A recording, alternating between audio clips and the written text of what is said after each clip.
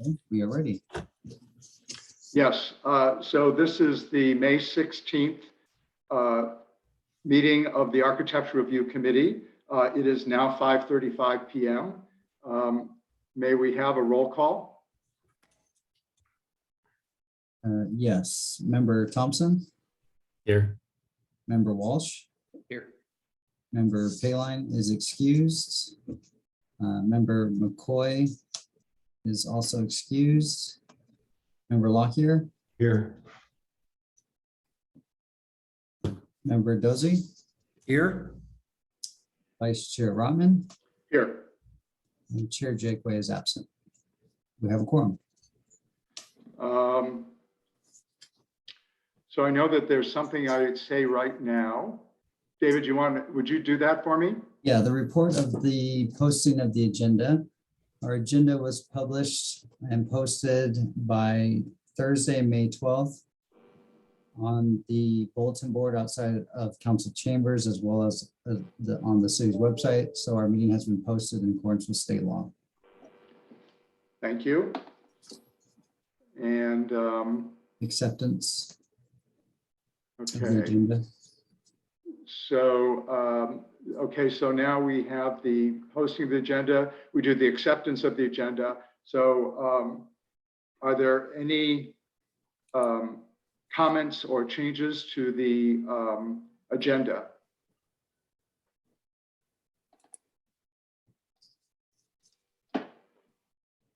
So here's the problem.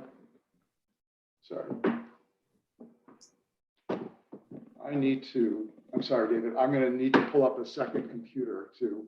It's okay. If there's no changes, what we would do is just take the motion Okay. to accept. So then we'll go to the meeting minutes of April 19th, 2022. Sorry, Mr. Vice Chair, before we do that, we'll just need to accept the agenda and then do public Oh. comments. I'll make a motion to accept the agenda. I'll second. Thank you. All those in favor, say aye. Aye. All right. Any opposed? The agenda is approved. Now we'll go to the meeting minutes of April 19th, Mr. 2022. Chair, sorry, before we do that, public comments.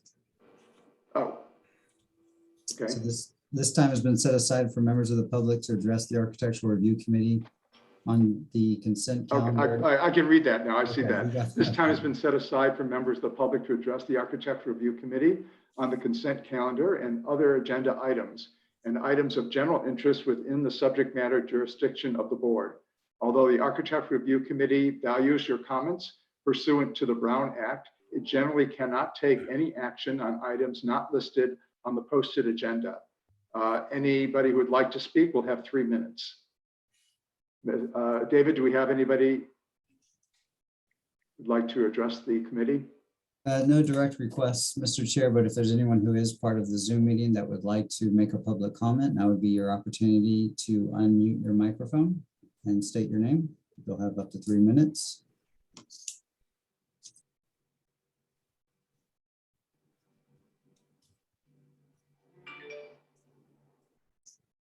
It doesn't appear we have any public comments, Mr. Vice Chair. Okay. So we have approved the agenda. So now so that includes items. Oh, I'm sorry. We have to approve the minutes. So are there any comments on the minutes around April 19th, 2022? I will have to excuse myself. I was not in attendance at that meeting, so I will not be able to vote.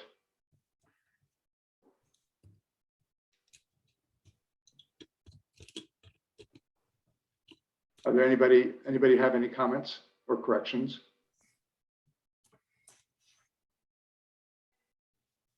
Mr. Dozy, I think you're muted. I will excuse myself as well, as I was not present at that meeting.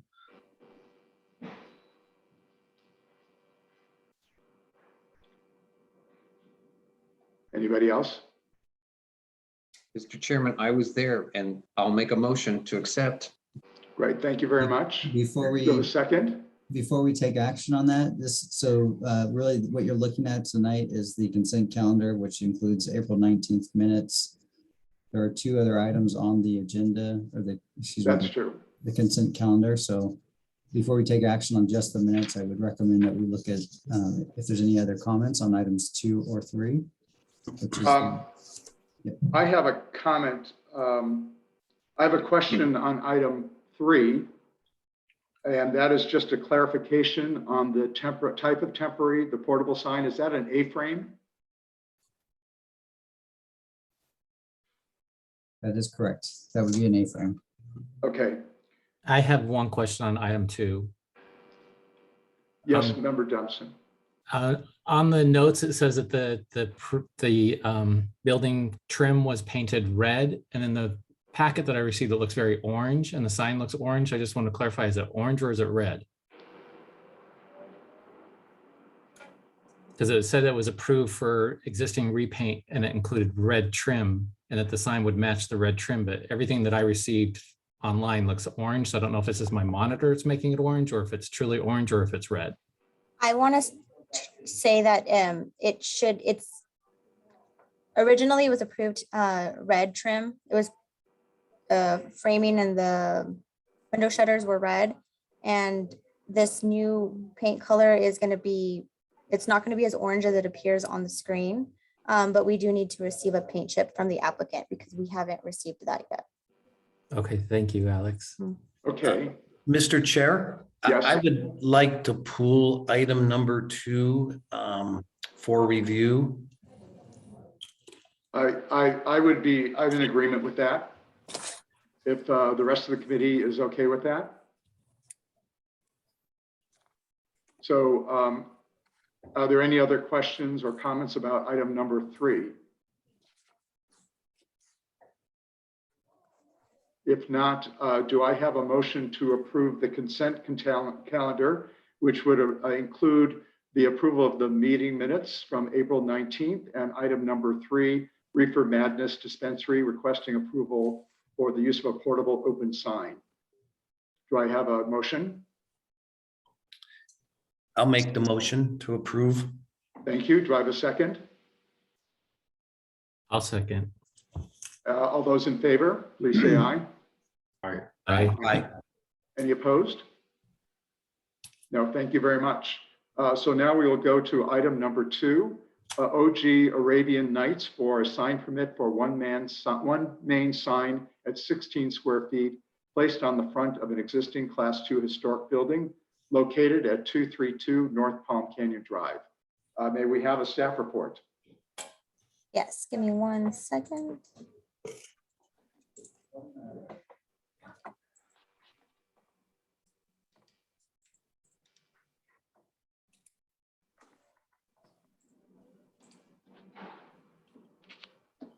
All right, so OG Arabian Nights is currently occupying 232 North Palm Canyon Drive. It is a Class 2 historic building in our downtown area. This is currently what the building looks like and the proposed sign. So it is 16 square feet. They're only proposing one sign, and it's just, individual flat cutout letters. And staff was recommending approval on that. The applicant is also available for any questions. Thank you. Do we have any, does the committee have any questions for staff? I do. Member Thompson. Hey, Alex, it says that the sign's not lit. So is that bar that's underneath the sign, is that uplighting on the sign? I don't believe so. There's only 3 lights that were proposed on this building. It's the ones at the very top, but that was approved via a separate application years ago. Okay. Okay. And you have any other questions or comments to staff? If not, is this, David, we open to public comment at this point? Yes, you can open up to the applicant to discuss. Thank you. this So project. is there anybody who would like, from the public, like to make a statement? If so, you please state your name, and you have 2 minutes, 3 minutes. If not, do we have the applicant present to make a presentation? The applicant should be present, yes. And I'm not seeing that person, so Oh, hold on there. Hi, this is Jim at Best Signs. I just unmuted and I'm trying to let you guys see me, but I don't see where I can do that. So, and I'm dressed nicely today. Let's see here. Start video. There we go. Hi. hello, Mr. My Cross. sign shirt on. So anyways, the sign's relatively simple, as you can see. That's what the client requested. They wanted to keep it relatively basic and keep it straightforward and clean. And so we basically satisfied the client's request. Clearly not looking to win any design awards on this one. Follow client directive and ask for your permission to make the sign. Okay. And do we have any questions of the applicant?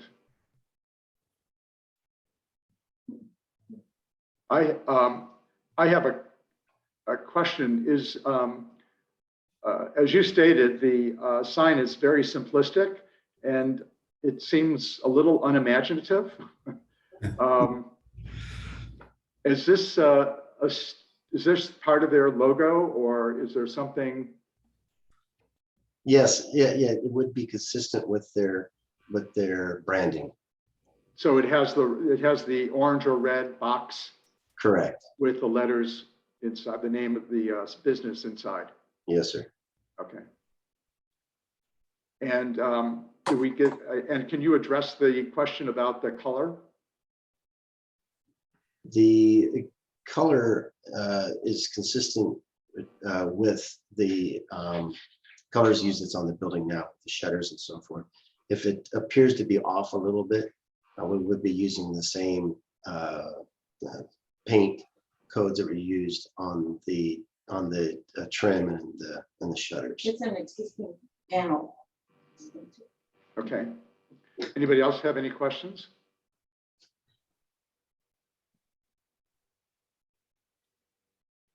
If not, then we will go to discussion. Thank you very much, Mr. Cross.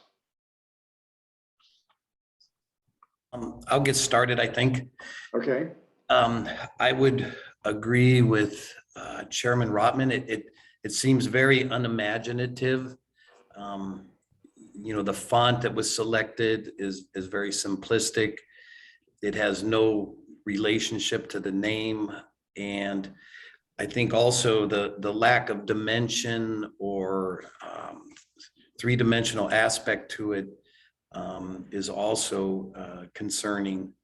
I think, and then secondly, I think the location of it seems like it's closer to the windows and above the door. So the proportion and the location, I feel, could be restudied.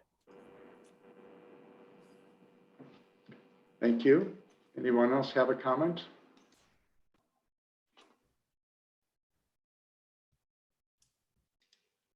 No?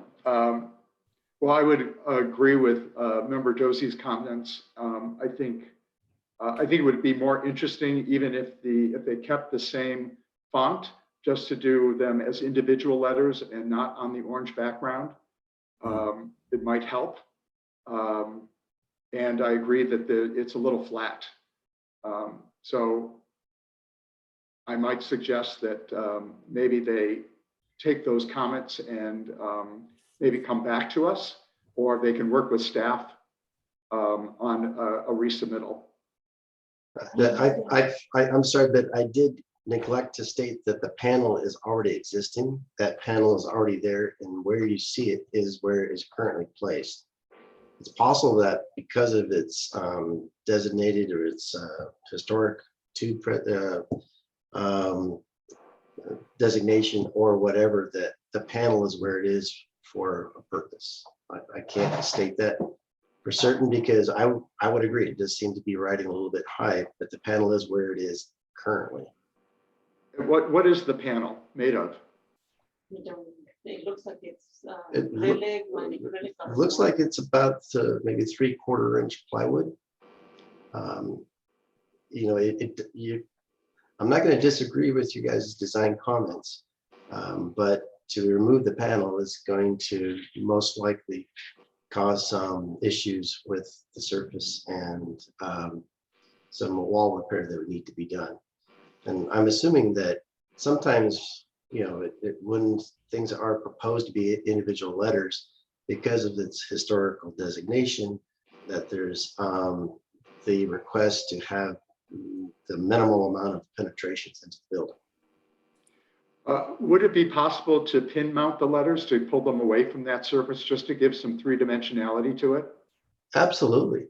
I would agree. I think that under the circumstances, I think maybe perhaps OG Arabian Nights, if that was maybe pin mounted, so it floated maybe an inch, and then perhaps Canvas Lounge could mount flush, that would give it a little more interesting dimension. Okay. Jim, what is just below the sign? I can't tell in the photo. Is it like a bar that there used to be lights on or something? I can't really see what it is in the photo. I didn't see anything, but I could, we're going to take a look at the photos real quick. I'm thinking that it might have been a bracket for possibly an awning at one point in time. And instead of removing the awning support or the awning brace, it looks like they just painted over it.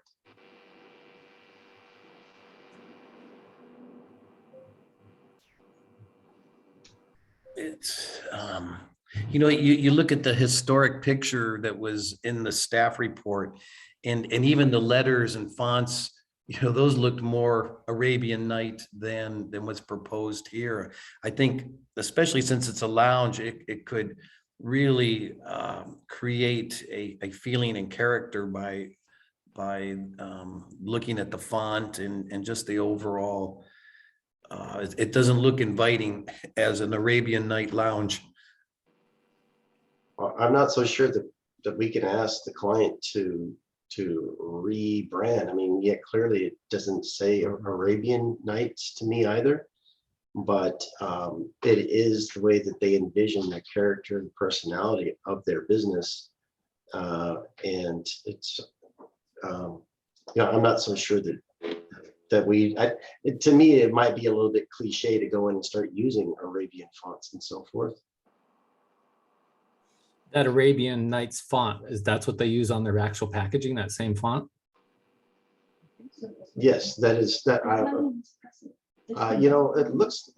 Alma just told me. Alma's the sales representative. She's in the office as well, and she just said that our client is also present. So, can we give Destiny an opportunity to speak?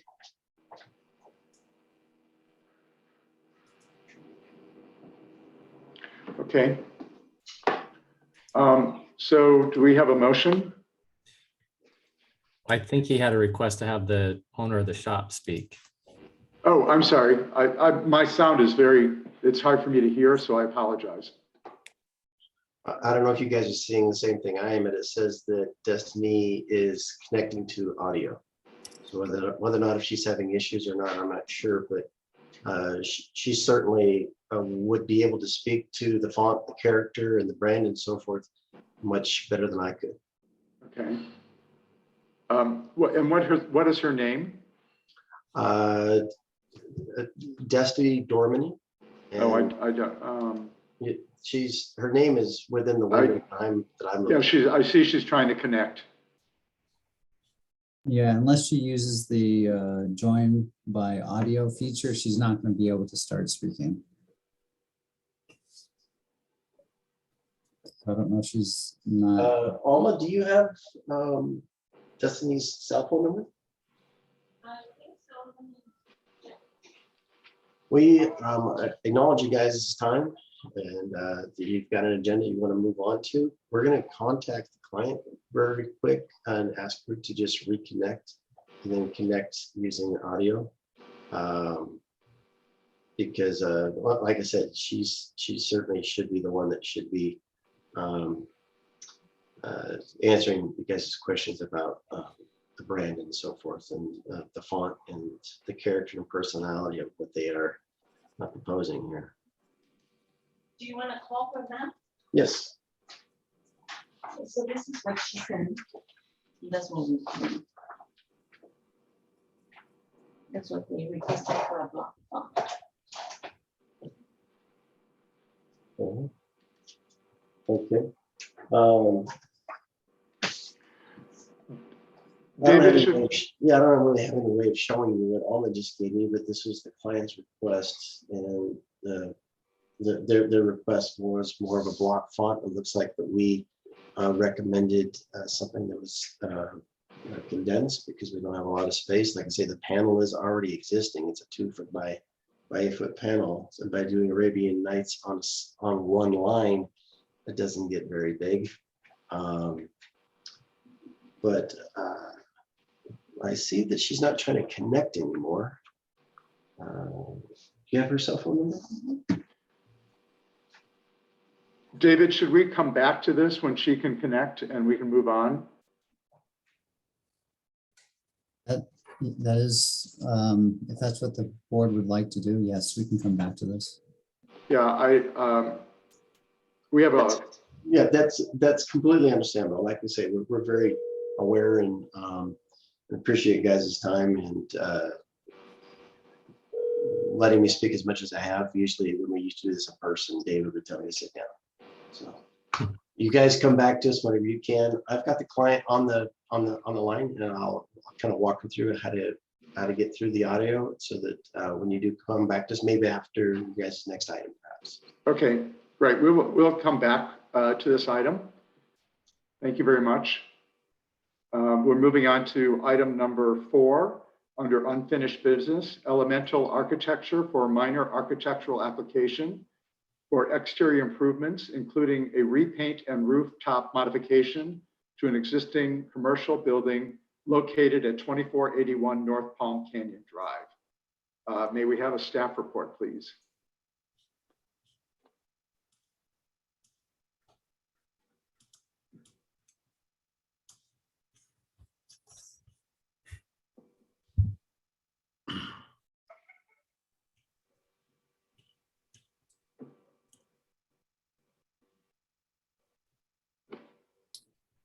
I'm not getting any audio.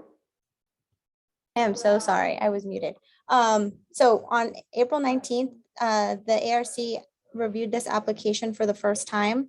The applicant is proposing addition of a new stairwell on the roof structure, addition of a second patio and shade structure on the building, a repaint of the exterior of the building, and refreshing the mural that currently exists. Hopefully this works. Okay, there we go. So you've already seen these plans. This is the repaint, exterior repaint renderings, including the mural on the north elevation. They aren't changing the mural. They're going to keep it the same. They're just going to refresh it. These are the materials they are proposing. Some existing site photographs of what the building currently looks like. And just a little side detail of the height. So it does kind of go over height slightly, but per the definition, building height, it complies completely. So it is in compliance with the development standards of the zoning code. And the applicant is available for any questions. So really quickly, I'd just like to add that when ARC reviewed this application the first time, they had questions regarding the accessible ramp, the trash enclosure plan, the roof plan, and the parking lot striping. So the applicant is available to address those today. Thank you very much, Alex. Does the committee have any questions for staff?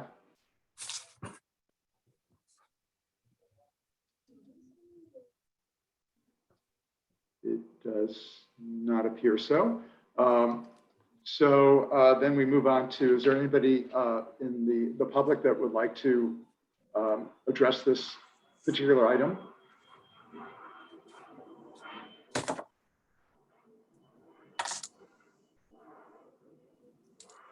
Does not, David, it does not appear like anybody's there. Okay. Nope. Then we'll hear from the applicant. Please state your name and tell us about your project. Hi, everyone. Can you hear me? Yes. Hi, my name is Roberto. I'm the project manager at Elemental Architecture. So as you know, I'm working on this mixed-use building located on 2481 North Palm Canyon Drive. So the building, the ground level consists of retail. It would be composed of a pop-up space, a bookstore, a restaurant slot, and a restaurant slash bar. And the second phase will be an office space, which the owner owns a marketing company. He will be using the second floor as his office, and the rooftop. He wanted to have access to the rooftop so he can have his employees go out there. So it's not for public use. It would be only for his him and his staff members to use. There was a couple questions last time regarding the ADA parking and accessibility to the ground floor. We provided the ADA parking stall in the back. There's only one required. About the ramp, we couldn't accommodate the ramp. Unfortunately, the building, the rear of the building is 4 feet higher than the ground level. So that would be 48-foot ramp, which we couldn't accommodate. It will take a lot of valuable space. So therefore, we provided a lift to the north of the property. So that north entrance in the back, if you look at the side plan, that would be the 88 entrance, and along that corridor we have a lift that will bring you down to the ground level. That's how we're providing access to the ground. What else? In terms of the roof, we're doing a roof shade structure that would be, the finish on that would be cedar, would have recessed lighting. I believe that was one of the comments as well. What type of lighting would have recessed lighting, and perhaps some heaters. I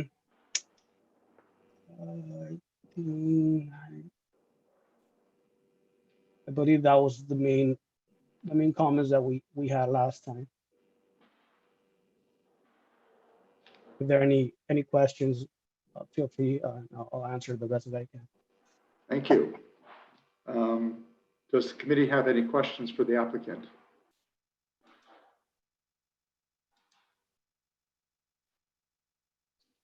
If not, I do. So on the site plan, do you actually, the way you have the parking dimensioned, it looks like you have a 20-foot drive aisle, and then you have 18-foot, but actually, I don't know if it's dimensioned incorrectly or if you really don't have the full 20 feet, but the way you have the 18-foot dimension on the parking space would mean that the back of that car would encroach into the 20-foot drive aisle. So is that just a drafting error, or is there some issue actually with the backup space? That's currently how it is laid out. I get this lot is very small, and I believe that's the best layout that we could do. Okay. And then well, let me just see if I have. Yeah, if we can go to the elevations, Alex. So I had I think it's the south elevation.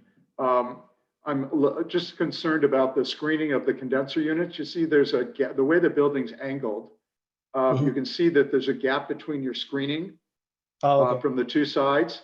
Will those condensers actually be visible as you approach from Palm Canyon from the south?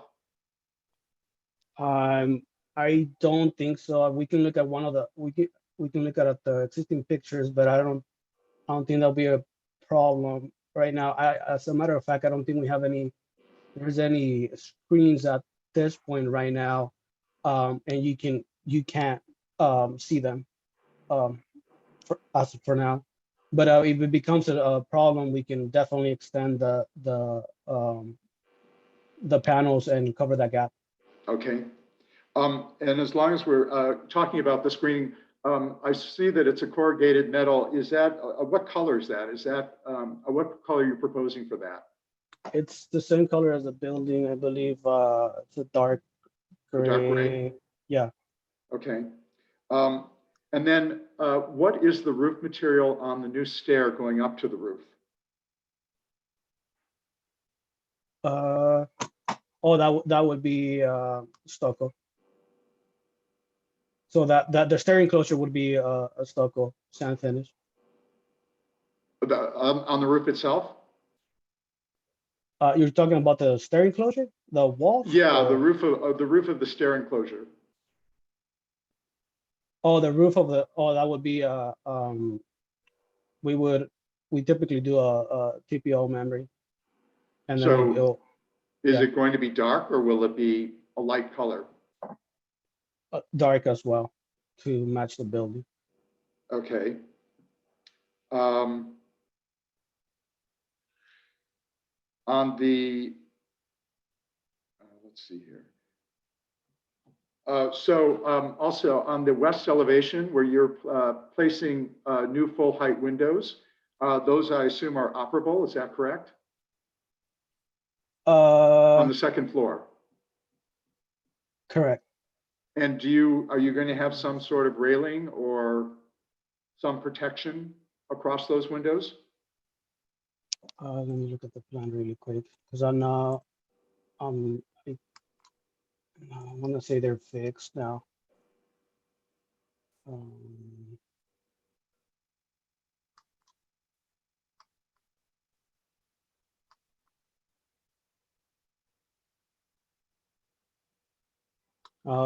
They're fixed panels.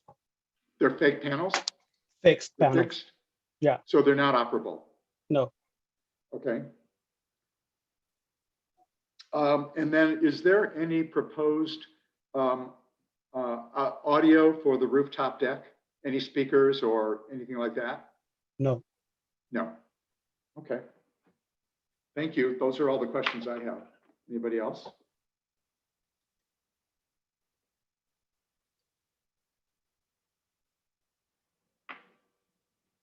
If not, we will discuss. Thank you very much, Roberto. Thank you.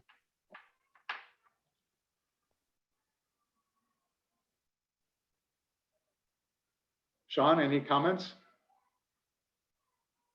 No, not yet. Okay. Dan? No, I don't really have anything to comment on at the moment.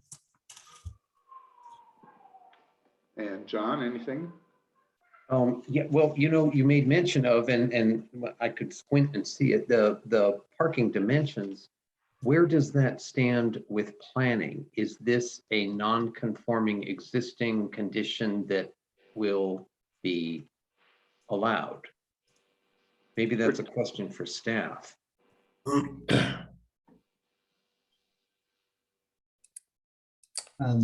Mr. Vice Chair, I can respond to that. So yeah, what basically we look at are the existing conditions. And when you look at the arrow here, it's basically a paved parking area. There's not, it doesn't appear that there's a whole lot of, more than just wherever cars parked is where they parked. So what we look at when we're looking at parking areas is how to, what's the best layout and to comply with the code, and understanding that there are limitations with area. We would look at, is it, number one, can they operate and maneuver safely without creating a hazard? And then number two, what's the most amount of parking that might be achieved within that space? So that's kind of what we look at. We basically try and find that balance there and work with those existing conditions. Okay, thank you, David. Thank you. Anybody else? I just had a question. Maybe this is for David. It kind of relates to the parking. It seems like many times when we have kind of the angled diagonal parking, it does give us an opportunity to create some little cutout planters or some areas for landscape. And, I'm just wondering if some landscape cutouts or, they don't even have to be curbed would help define the parking area more than just the large paved area as it exists. Is that a possibility, David, that could happen? Yeah, there might be some small areas they might be able to squeeze a small planter in there. Ultimately, I think the applicant would have to answer that to an extent, how much that might mean loss of 1 or 2 parking spaces. Or even where the, striping lines are, if it was a triangular cutout or. Are you talking at the nose of the parking space? Yeah, let me look here. My sheet. Because it's pretty much just open all the way up, to the alley.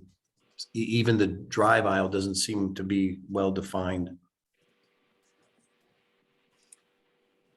And are you trying to sneak some trees in there too, Tom? Well, I mean, if we could, it'd be great. When you look at the plan view, it shows there is some space between, the curb and the property line. And if we took a little triangle in between a couple of those spaces, or even, that first space, it's like right up against the alley. And I know they don't want to lose any spaces, but somehow where the parking could be better defined, either along that southern edge or at the entry aisle, and even, near the building. There looks like there's 4-foot space. There could Like be this? pockets.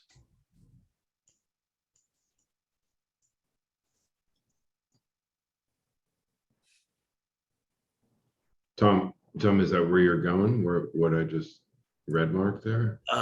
Yes.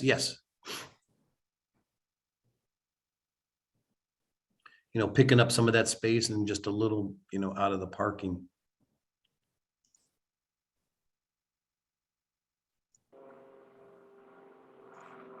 Yeah, and that would be ideal from, our perspective to allow for shade trees. And complying with the shade requirements of the parking ordinance.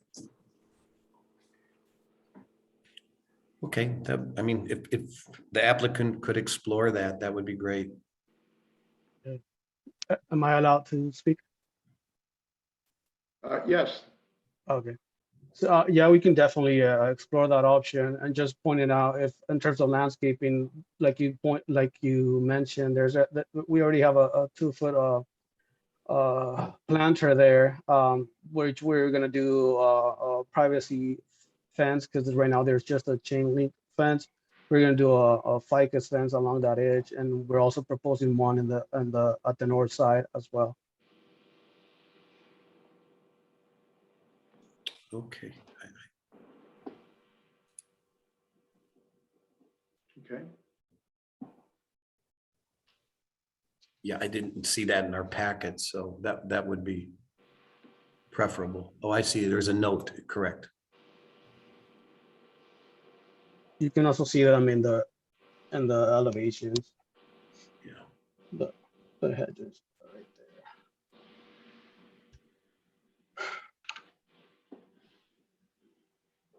Okay. That's great. Any other comments?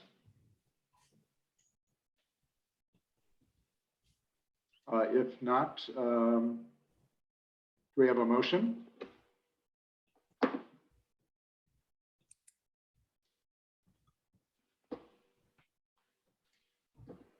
Well, I guess I'll make a motion to approve and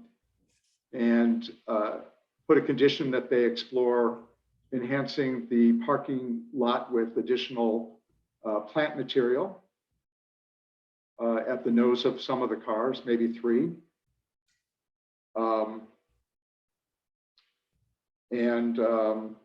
The only other thing, and maybe this is more of a planning commission condition, that there be no outdoor audio built into the rooftop deck. And that's it. I have a second? I'll second that motion. All those in favor, please say Yes, aye. sir. Aye. Aye. Any opposed? Thank you very much. And Mr. Vice Chair, just to comment on that second condition regarding outdoor speakers. Yes, In the event that that was proposed, they would be required to submit a land use permit, and that would have to be reviewed by the city. So it would have to be, if that were to occur, they would have to go through a process to do so. okay. Thank you. So let me, okay, I need to get out of this. Hold on. I'm sorry, I'm trying. Full screen. I'm trying to get back to there we go. So now we will, do we know if the applicant for item number 2 is available? Yes, I spoke with Destiny on the phone. She was on her phone. So apparently she only do one of two things. She can either see you or else she can hear you. And so she should hopefully be available to speak now. I did, I mean, for what it's worth, this is what the existing conditions is in terms of where that panel is. And I was also able to confirm with the client that bar beneath used to be a light fixture that did illuminate, and whether or not if they want to continue to use that or not, I'm not sure.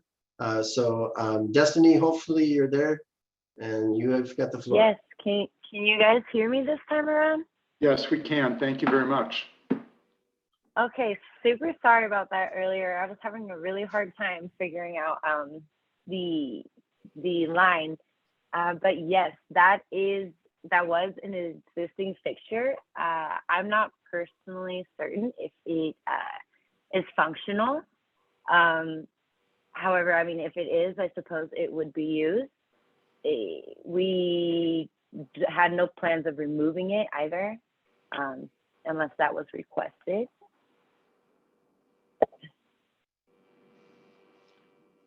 And can you talk to us a little bit about the font for your signage? Yes. So the initial kind of like Arabian font was my like a personal rendering of it. However, there is an existing logo. So the owners did want to kind of keep that font with the store sign as well. We do have business cards as well as attire that already kind of holds that font. So unfortunately, you know, switching it up would be a little bit more costly. Okay.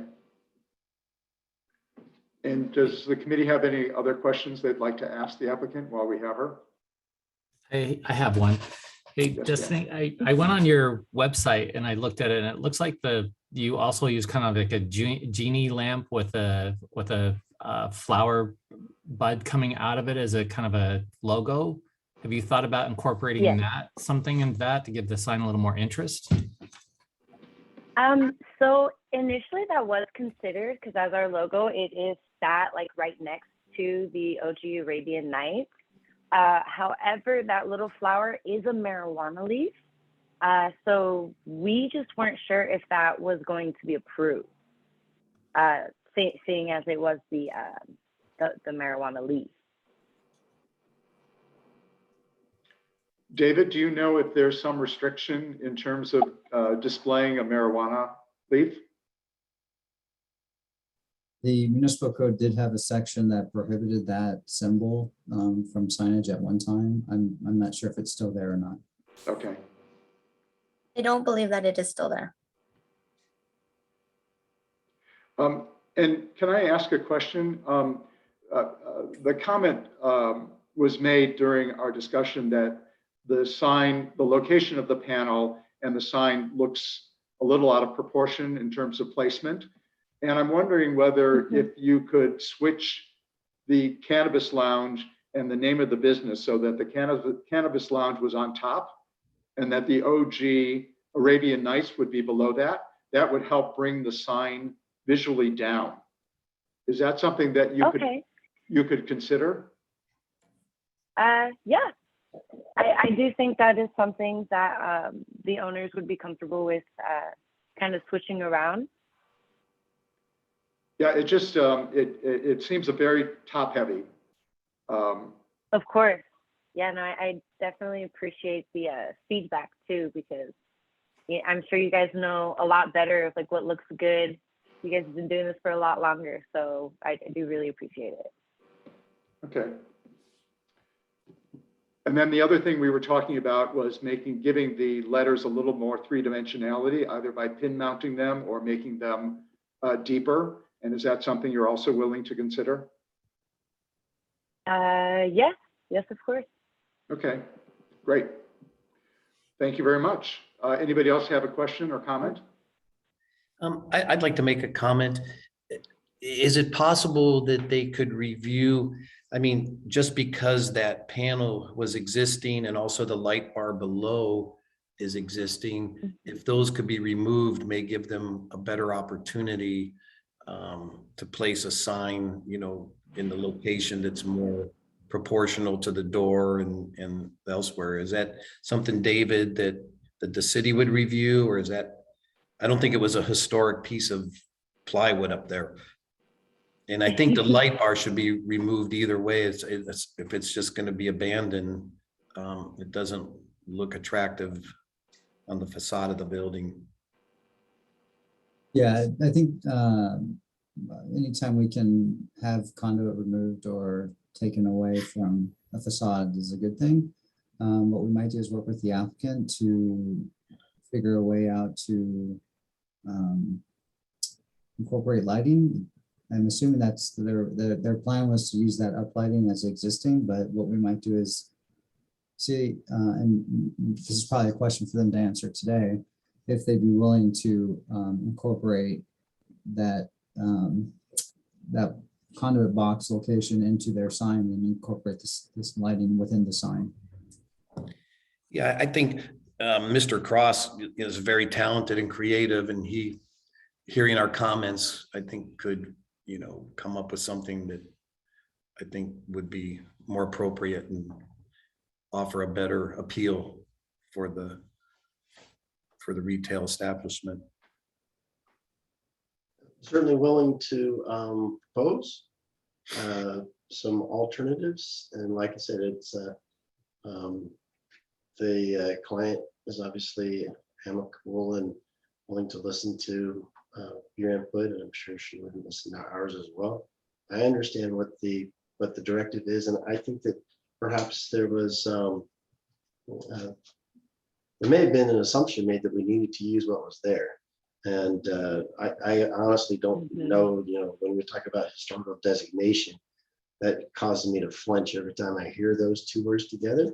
But I don't know if this particular designation for this building is not one of which we need to be overly concerned about drilling holes and so forth.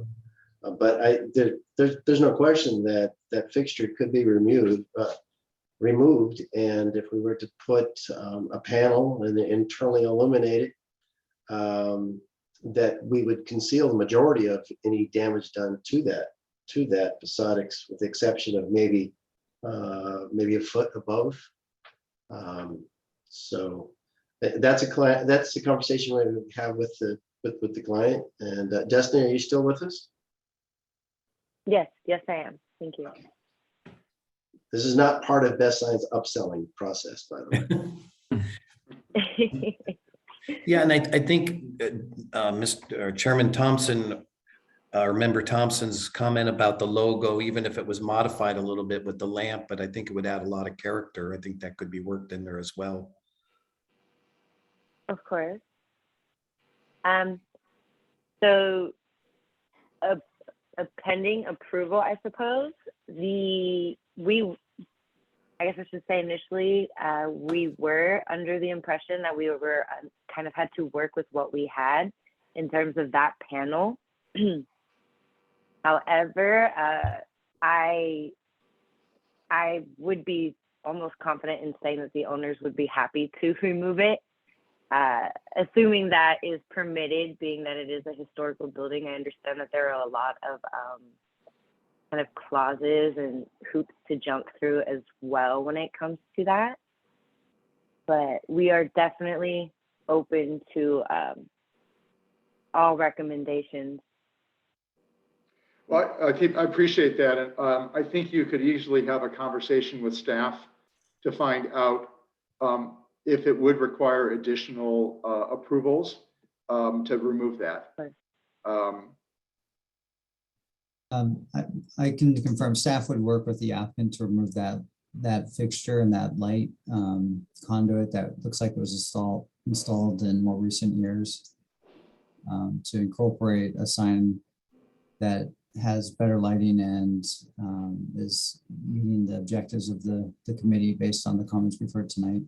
And what we might do is have either a subcommittee review that sign if you're comfortable moving in that direction, instead of having to reschedule this item if the committee is open to it. Okay. Hey, Thank you. David or Alex, do you know, is the current finish on the front of the building stucco? You're muted again, Alex. I believe it's a smooth stucco. Okay, so if that sign was removed and the conduit was removed and the sign was moved down, it'd be fairly easy to patch the building. Yes. I'm sorry to answer for you, Alex, but yeah, we can make this, we can definitely patch and paint the wall to where it wouldn't be noticeable that there was a sign there before. All of the comments and, you know, moving it down so it fits comfortably in that space, illuminating the sign, all of this I think is the way the sign should be done. And as much as I bemoan coming before you guys and arguing sometimes, this one we really hit all of the points are 100% accurate. The sign does need to be done differently. Unfortunately, it will cost the client more money, and since they know that we didn't bring it upon them, then and I think that, you know, and as Destiny stated, it sounds like the owner, at the end of the day, they're going to get a better sign. Yeah. And better signs means better business. Of course, and that's what we're going for. Thank you so much. All right, thank you. So do we have a motion? I'll make a motion for, David, I don't know if it would be a restudy or a continuance. I think you suggested a subcommittee. Yeah, it was a conditional approval that they incorporate the comments the committee had, and then if the committee was open to it, either a subcommittee or one or two members looking at the final design. Okay.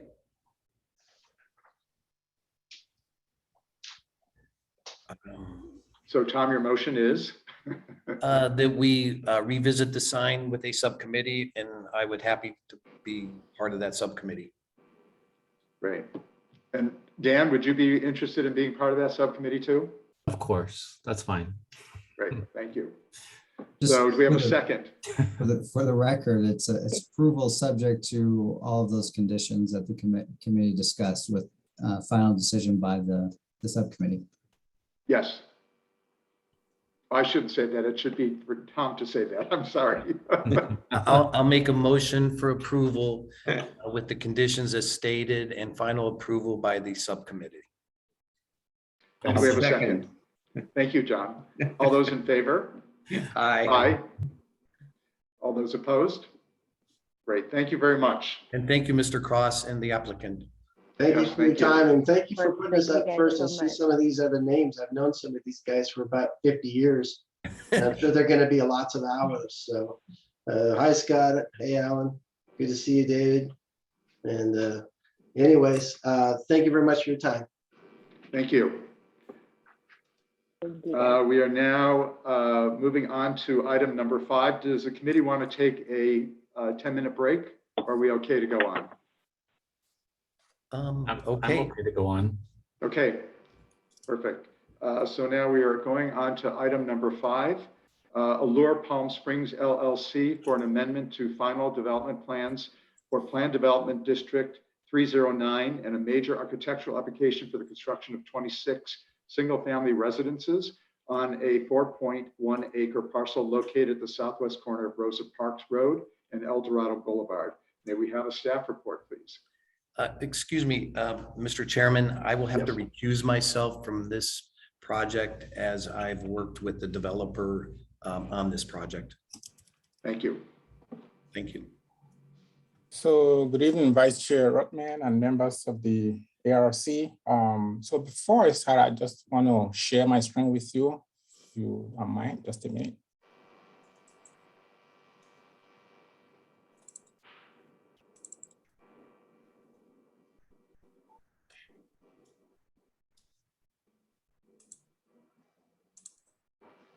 Okay, can you see my screen? Yes. All right. Now, once again, good evening, Vice Chair Rotman and members of the ARC. So before I continue, because of the history behind this development, and in particular, the location of the project, I would like to provide you with a brief background of where this project started and where we are today, and how we got to where we are today. So this project was originally known as the San Jacinto development, and the initial application were actually submitted way back in 2003. And they finally got an approval in 2005, an approval for a planned development district that would allow the subdivision of the properties. It is a 4.1 acre. So that approval allowed the property to be subdivided into 32 single family residential units. The council resolution at that time was 21328. That development or that approval established the development standards, the site plan, a track, and a track map. All these were established in 2005. And following the final approval of the PD, the track map 33161 was recorded in 2005. So what you have on that site today, actually, so this is the area and this is the property in question. So if you look at this area, you see there are 4 units that are in existence. It's 1, 2, 3, 4. So following the approval in 2005, 4 of these units were built in 2007. And unfortunately, the recession hit, and then the project has been abandoned since that time. And so, like I said, there are 4 units built, but there have been subsequent amendments to the planned development district. The first one was in 2007, 2008, and 2009, and the final one was 2018, before the application that is before you tonight was submitted in 2020. So the amendment that was approved by a planning commission in January of this year will consist of 26 new single-family residential units. And the tract map that was originally 32 lots will be reconfigured to become 30 lots. They will go through the process of parcel merger. That will be done at the staff level and planning commission level. That's a separate process in itself. What that entails is that 4 of the lots will be matched to become 2 lots only. That will allow for the ADU units that have been proposed on those 2 lots. So on these homes, they will consist of 3 different floor plans, and they are designated as plan 1 and 2 and 3, with 3 different types of elevations. And they will range in size from 1,594 to 1,724 square foot. And as I mentioned, there will be 2 ADUs on 2 lots. And these homes will consist of either attached and detached garages. So the reason I'm going through this background is because of, again, first, the comments that were made at the last meeting and the response we got from the applicant. And of course, because of the calls that we also got today relative to this project. So what is before you today and what was before you on February 22nd, when this project was initially presented to the ARC, in which, to be fair, we actually got very favorable comments from some members of the Planning Commission, from the ARC. However, you did made comments on specific issues. There are 4 specific issues that you commented on and urged the applicant to reconsider. They are the solar issues, in particular on Plan 1 homes, the scale of these homes, the clarifications of ADU options on each lot, and the appearance of plant-on design items. In the memo that you have, I included the responses of the applicant relative to each of these issues. And you also have staff conclusions on what was submitted as a result of these comments. So now we go to, this is the original site plan as was originally approved by Planning Commission in 2005 and the City Council. This is the proposed site plan. This is a revised site plan that is proposed by this applicant, by Allure, Palm Springs. This is comparing the two. So the one on the top is the original landscape and the original site plan, and the one on the bottom is the revised site plan. This is what is before you today. And if you look at it, because we actually, the ARC also talked about density and scale at the last meeting, but when you look at the two of them, you notice that the configuration of the revised site plan is a little simpler and not as busy as the original one. So these are the pictures of the existing homes. Assuming this developer or this applicant intends to build what was originally approved on the 32 lots, these are the type of buildings that will be developed on those lots, on the remaining 30 lots. So they are mostly 2-story buildings and a few single-story buildings. These are the existing conditions of the site. So as you go in, this is the main gate off of Rosa Park, leading into the development. And this is the first home that you will see. And to your right, there is another unit that cannot be seen on this picture. So following the comments that you made relative to solar issue, the applicant made a revisions to the site plan, especially on Plan 1. So what happened, what they did was to include overhangs to create shading on the living room area here and on the bedroom, the number 1 bedroom here up front. And on the side, so I'm putting the original floor plan, which is the one to the left, and the revised floor plan to the right to see the difference. So over here, as you can see, there were no overhangs here. There was no solar element on the original floor plan. So this slide will show again, the overhang that is proposed and then the renderings of the overhang here. This is the overhang of the living room at the top and in the bedroom. So this next slide just shows you the height of the proposals. And again, these are the elevations of the building. There are really no changes made to the elevation. And again, in the memo that you have before you, I included the response from the applicants on their rationale for leaving the design the way it is.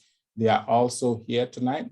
The ARC may have comments and questions for them. They can give you better explanations as to why they chose to leave the elevation the way they are. So this is what's been proposed. if they were to go back and build what was originally approved on these lots, this is what you would have. This is Unit A that was approved in 2005. And these are just the various elevations of Plan 1. So you have the left side area view. This will be the rear and the right elevation, and then the left elevation. You have all of these in your packages. I would not want to bore you down going through all of the slides. I just want to go through the main revisions that were made. And so this is Plan 1A. There is not much difference here. These are the elevations of Plan 1A and Plan 1B. These are the elevations, more elevations of Plan 1B. And these are the color materials for that plan and the elevations. So in this here depicts the original approval, the original houses. This is what would have been built there, or should the applicant decide to go back and build the original approval, this is what we will have. Because in a sense, these are still, they are still valid in that they did start development with those 4 units, which makes the planned development district still remains valid as of today. So this is Plan 2 of the floor plan. This is where another revision was made. This is the original floor plan that you saw on February 22nd. This is what is before you today. The shading element is placed here and here, the living room area and the bedroom area. And this is the Plan 2 again. And this is the rendering. This is the living room, and this is the shading element that's been proposed. And this is for the room. And again, this just shows the heights. And these are the elevation. This will be the street elevation for that plan and the area view. So this is the previously approved unit that would have been on this lot. This is how it looks like compared to the proposed plans. These are just area view of the various elevations. And again, these are the previously approved units for that type. Again, this will be the front of the old one, and the right, the left, and then the rear.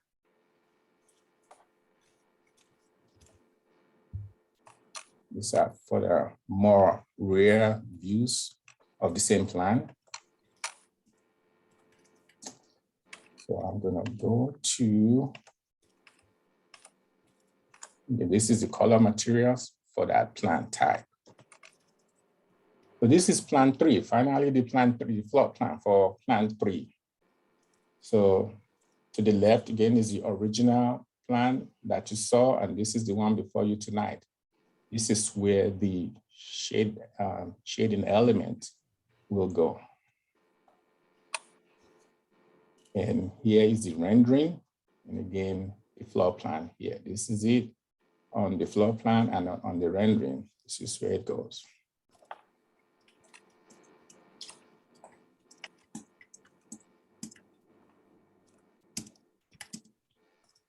If there is any of these slides you want to go back to, or you want me to pause, please let me know. I just want to, like I said, I don't want to bore you all evening. All these are contained in the exhibits that you have. So for these elevations would have been built on the floors or the lots where the Plan 3 will be built now. These are the previously approved plans by Planning Commission and Council way back in 2005. And this just shows the unit mix back then. And this is how they would look like. This would have been the street view of these units. Again, they are all or mostly 2-story buildings and few single-story buildings. So the units A and Bs are all 2-story buildings, only the unit C would have been a one-story building. So as I indicated in the memo that you have, the Planning Commission did review the amendment on January 26, 2022, and it was approved.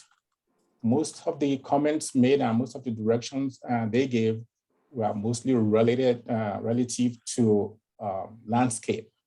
The applicant did make all the revisions.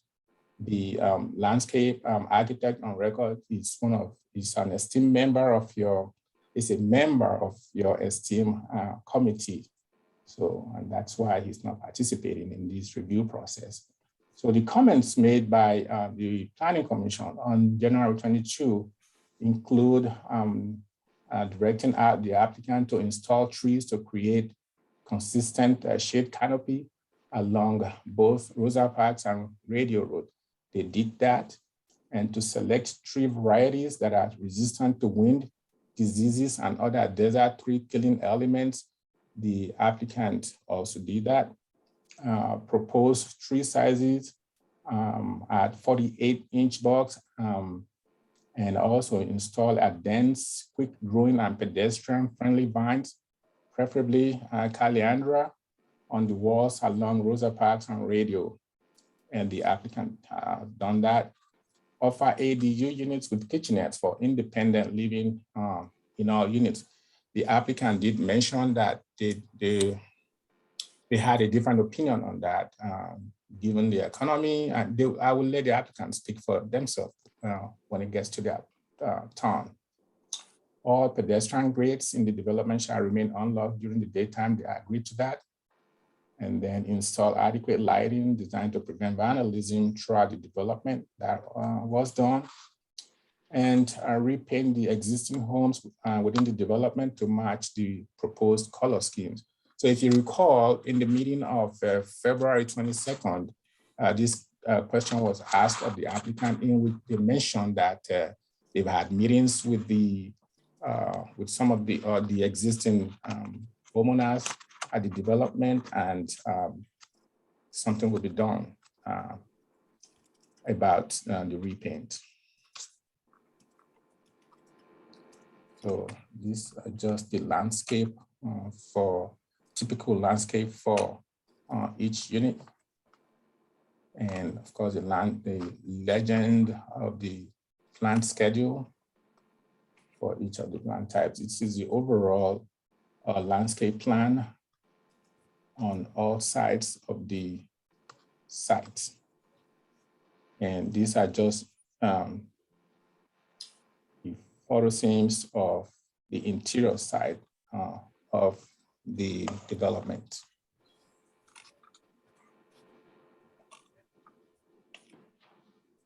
And yeah, some comments were made about the recreation area. This is it. They did include all the changes and comments made at the Planning Commission. So this is the final product of the recreation area.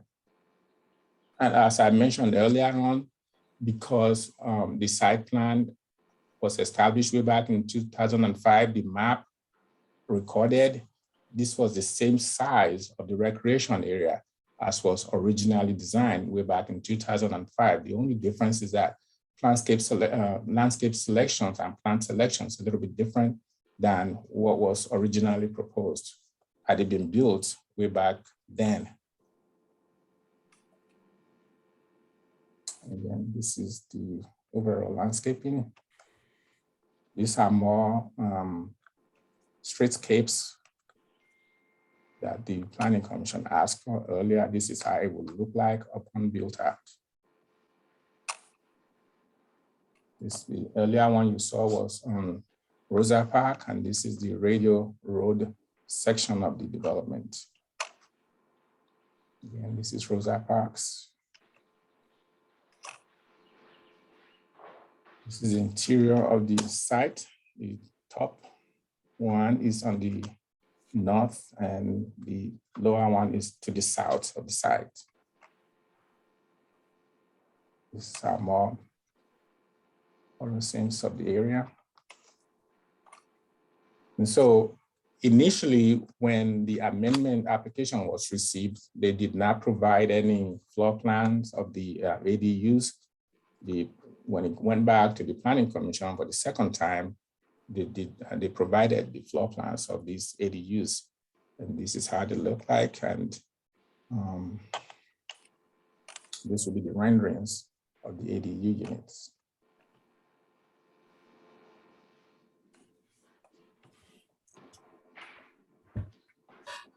So, Mr. Vice Chair, that will conclude my staff report.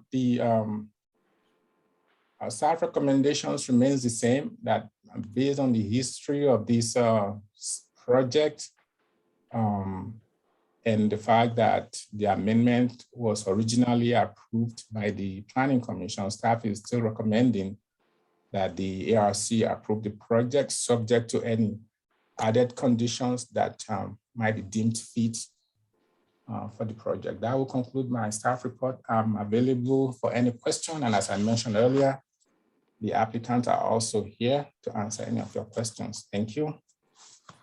Thank you, Edward. Does the committee have any questions for staff? I have one question for Edward. Yes, Dan. Hey, Edward, I don't know if it was meant to come across this way, but I kind of felt like that if we don't approve it as submitted, that they're threatening to build what they were going to build several years ago. Did I misinterpret what I was hearing? The applicant never indicated that to me, but according to our code, again, because this was approved as a planned development district, and they did start construction on that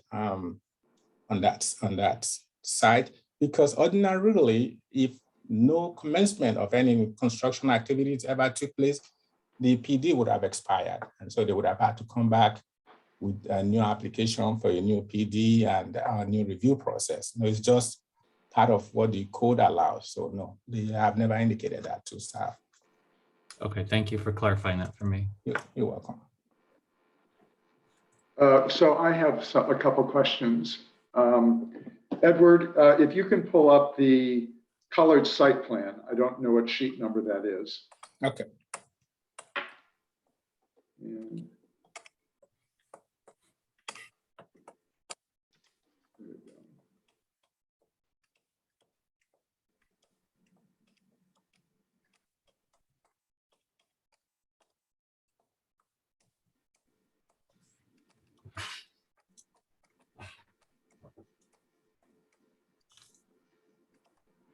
And that one would do. The last, yeah, that one will do.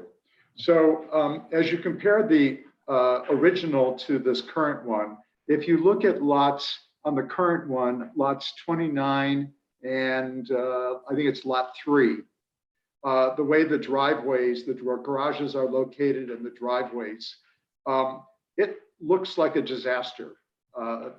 Pending disaster, the way, first of all, the lot 3 does not look like it has any kind of apron or driveway to the garage. Has that been vetted already with Public Works and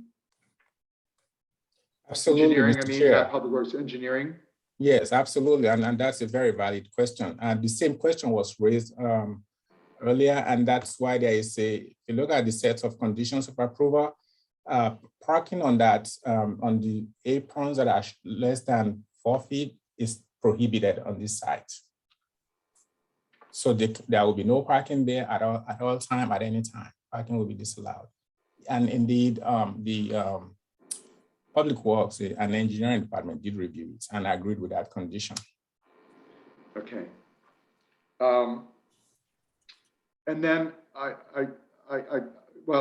ask it. The number of guest spaces seems low, seems really inadequate. I know probably by code it's not required, but from an operational point of view, it just seems for having 30 homes to have 6 or 7 guest parking spaces, especially because a lot of these driveways seem substandard. It just seems, again, like a recipe for disaster. So is there anything staff has got to say about that? Absolutely. In reality, they are required to provide guest parking spaces, and the revision actually has more guest parking spaces than the original one.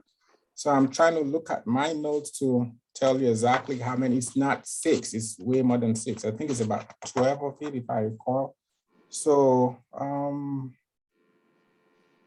yes, it does have 6, but by code, they were only required to provide 4. The applicant will correct me on this because the original plan had called for an additional entrance, as you can see here. So when that was closed, it provided additional parking spaces here. So the applicant may be able to speak to that, and because I believe it was more than 6. That question did come up during the Planning Commission hearing too. So they are actually only required to provide less than that, but they did provide more. And what is the minimum what are the minimum dimension they have on some of these driveways? Because, and maybe it's just a graphical thing, but if you look at lot, is it 26? That driveway looks very short, as does lot 10. Yeah. And a couple of the other ones. Is there a minimum that they've maintained? Well, so this did not come up in the ARC memo, but that was discussed during the Planning Commission hearing, and the driveways were specifically addressed. The code calls for a minimum of 18. However, again, this is a planned development district. So when it was approved with a minimum with less than that, with the condition that there will be no parking on the apron. So this and the previous plan is consistent with the driveway approach dimensions. So what's currently here was approved as part of the PDD? Correct. A minimum? Okay. Correct. Okay, thank you. That's all I have. Anybody else have some questions of staff? Thank you. Chairman Rahman. Yes, John. And this is just to basically echo what the point I think you're trying to make in terms of the vehicular density. There's sort of a little bit of a sleeper issue here. If I understand correctly, there will be offered as part of the development 2 ADUs, comma, then if any other existing owners want to add an ADU, they would be allowed to, provided space is available to do it. And I think one of the unanticipated or one of the untracked elements in the ADU phenomenon is the overall increase in vehicular parking. And it just seems like it is an issue here. And yes, that's correct. But again, the code allows what is being proposed, and state law does allow it. So right. No, I know. Yeah. Yeah, it would be. Yeah, we thought about that, and that's why another condition was added that any future homeowner or the applicant will have to go through a review process. Yeah, so that will, you might see some in the future that will come before your body. They agreed to that, so we worked out this with them, and they agreed to it. In reality, they're not anticipating that, but we don't know, and that's why that condition was added to this project. Thank you. You're welcome. Any other questions? Trying to see everybody. There we go. Anybody else? If not, David, is there anybody in the public that would like to comment? Looks like we just have the applicant team left in the room. Okay, well, thank you. Then I guess we'll hear from the applicant. Please state your name and tell us about your project. Brian Foster. Can you all hear me okay? Yep. Okay, without creating a lot of extra effort for everybody, I just kind of listening to some of the comments. About the parking, if you look carefully, we've added considerable amount of parking slots. The biggest one would be off Rosa Park, so we added 3 additional parking spaces there. And then, of course, the ones that are within the development. So we took the suggestions by the planning staff seriously and incorporated those in. The driveway depths, if you look close at a lot of those as well, they're going to be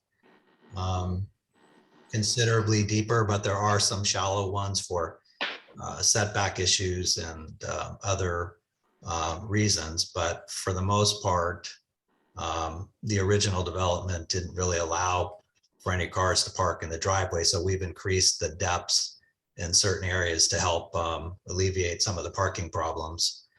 On the ADUs, most of these lots will not accommodate it unless they're extremely small, like maybe a bedroom without a bathroom. But by the time you design something shown in the previous slide from Edward, they just won't fit. So there's only a handful of lots that will allow for it in the first place.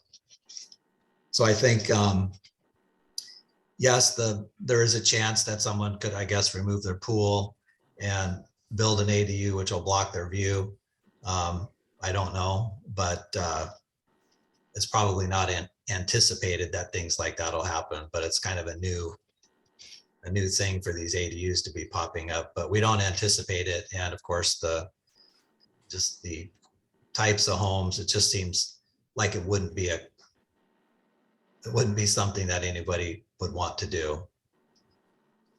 Other than that, we've taken your considerations or taken your notes into consideration, and we have made some modifications to the affected houses for getting a little bit more shade on primarily the west facing windows.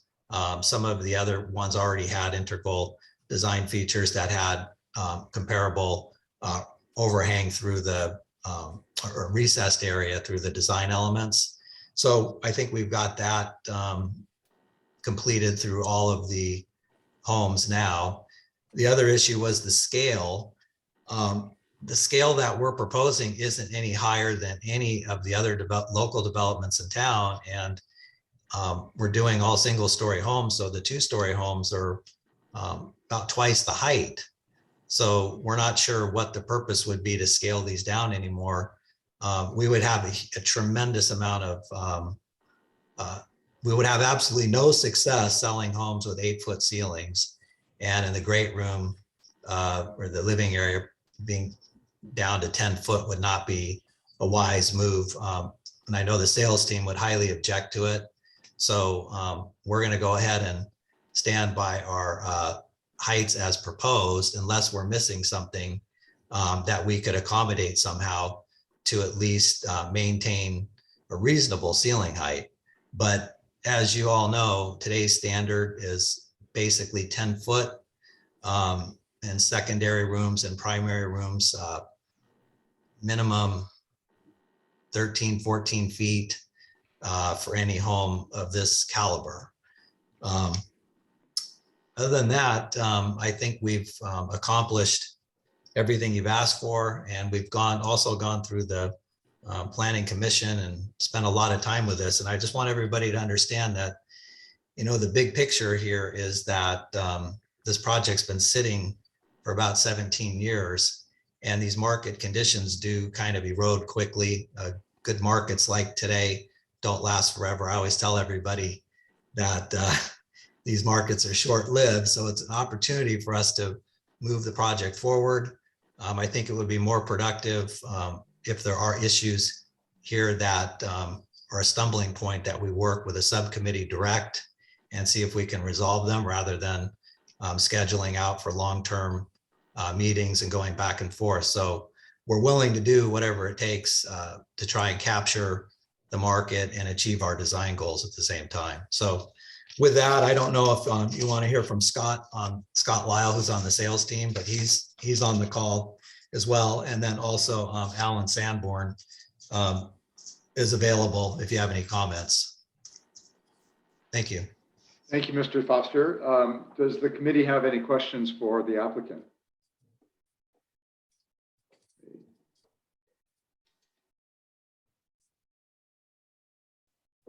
Anybody raising their hands? Well, I have some few questions. I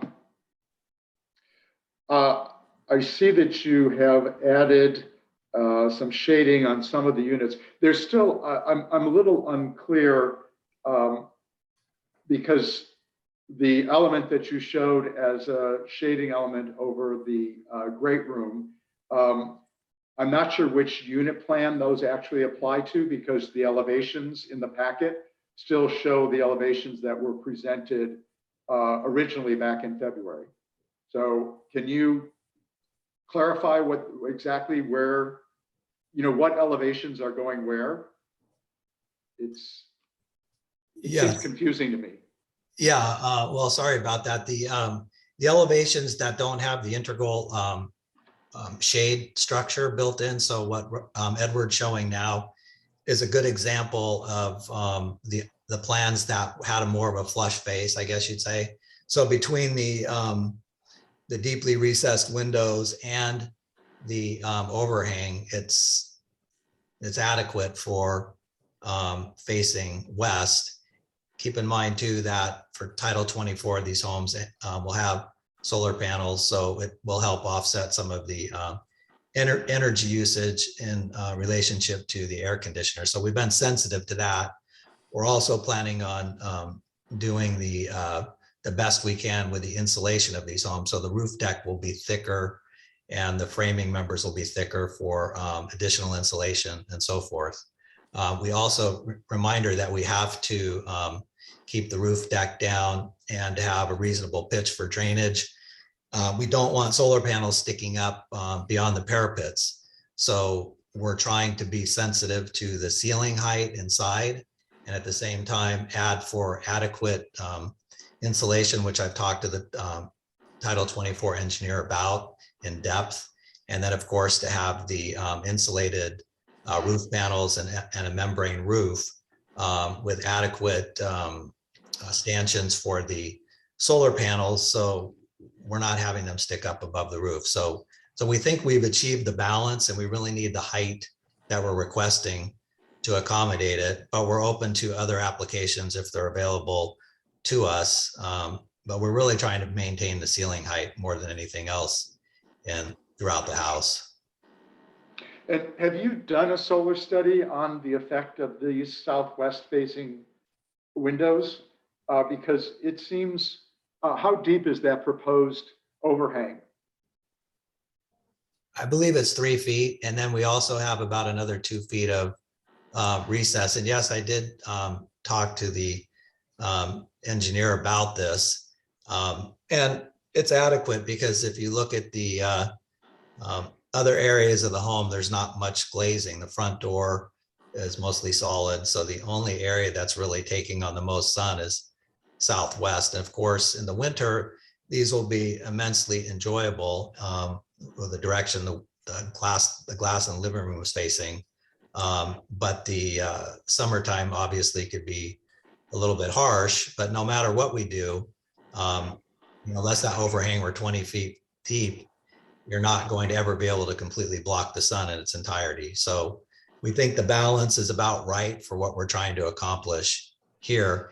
And I'm noticing on the floor plan that the pop out for the recessed windows is not showing adequately, but that's all taken into consideration in our plan. So what you see on the elevation view would be how they're built. So how far are those? How deep are those windows recessed? I believe they're 2 feet, somewhere in that range, maybe 18 to 24 inches. And then I believe the overhang, and Alan can comment on it, I can't read the dimension there, but I believe it's 3 feet. And is that typical for all units that the windows are recessed at 2 feet? Well, this plan has a more simplified flush face, I guess we'd call it, but the other designs have the integral design element that also pop out beyond the face of the building for adding equivalent amount of shade. So they would all be right around, let's call it for purposes of this conversation, about 5 feet. Okay. I have a question, Robert. Yep. Hey, Brian, On the living room shade overhang, it's on the very top of the structure. Have you thought about putting it in between the pocketing doors and the transom window? Yes, we did. But if you look at the view behind me here, when you're standing, we've modeled it in depth because that was the first obvious place to put it. But it does block your view up. The mountain view is dramatic, so it interferes with the view looking up, and that was the only reason why we put it at the higher clear story window. Well, I think you'd get better shade protection, and also the building would look better if it was lower, though.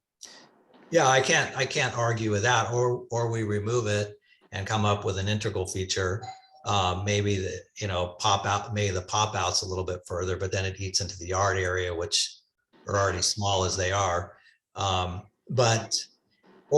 other designs have the element that we're talking about. So this is only a few of the homes that have this element. So I don't know if it's how necessary it is, again, with the solar panels to offset the usage of the electricity. And then of course the shades that people have in their homes. And we have homes throughout the valley that are facing dead west to grab the best view. And we've accommodated or mitigated most of the problems with the appropriate amount of solar panels. And then of course the shade. Sometimes an outdoor drop shade can be helpful as well. So the engineer, myself, Alan, sales team, we all think that we're probably going to be just fine because we're not facing completely west. It's southwest, as Robert mentioned, which is great again for the winter, but the summer months might be a little bit harsher. So I don't know if it's worth trying to increase the overhang. It doesn't give us much more protection. We'd have to go out really far to get some of the things that you're talking about. But then again, the structure would be more complicated to build and increase our price, and we'd start to get market resistance as well. So we're trying that. There's a fine balance here involved, which I'm sure you guys all can relate to. I just think that it visually would look better if it was lower, though. The structure itself. Yeah, but it really does. I think it'd provide more coverage inside without increasing its length. Yeah, no, I agree with you on that. The only thing is it blocks the view. It really affects the view because the mountain is so, the scale of it standing on the site. And if you hold a piece of, let's just say plywood up at 10 feet with a 3 foot projection at it, and you're standing in your living room looking out, you block out a substantial portion of the mountain unless you go right up to the window. So we've already, like I said earlier, we've modeled it and we had considered it. So unfortunately, that was the trade-off, was to put it up higher. And it still does work. I mean, it's not like it's not doing anything. We're almost splitting hairs from moving it 2 feet up. So it gives you a little bit more protection on the high window too, which takes on a lot of heat gain as well. So it's kind of a catch-22. It's not going to be an immense difference if we dropped it, according to the engineer, for the heat gain, because then we have the same problem on the upper window. You almost have to have two of them, and that would look kind of funny. I agree with that. Yeah. So I had a couple of other questions.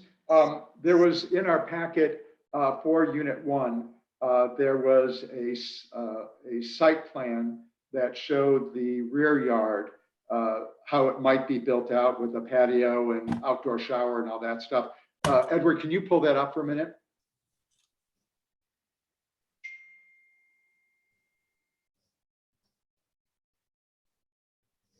This one here? Yeah, well, it was actually a plan view, but, and it's important to see it in terms of the plan because, well, this will work. You can even do it with it, well, maybe two. Yeah. No, I know it doesn't work with that one. This one?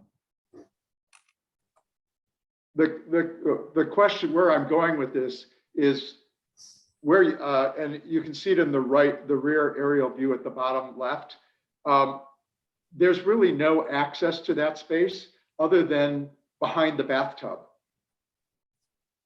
So it seems like this there are missed opportunities to actually make this backyard usable.